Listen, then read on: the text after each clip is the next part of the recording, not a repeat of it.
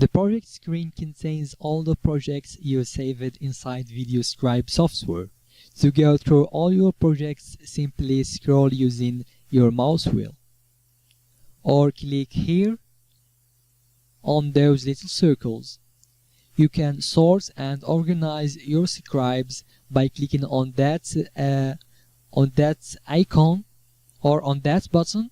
You can organize them from new to L or from L to new, or you can organize them also alphabetically. You can find that same button here.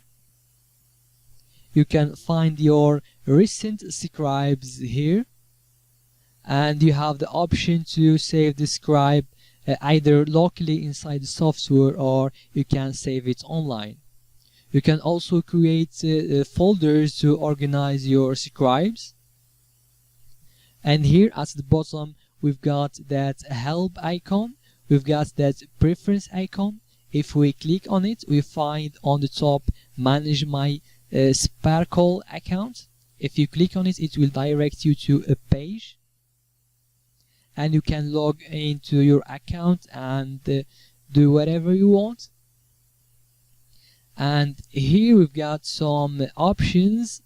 I advise you not to play much with that, because you will also find them inside the canvas and you can change them later.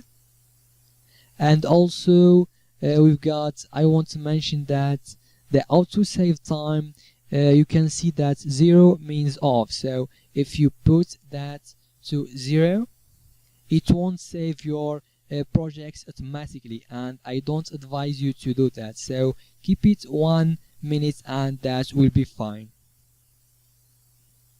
And to create a new project, we simply go to create a new project, and it will open a new project for us.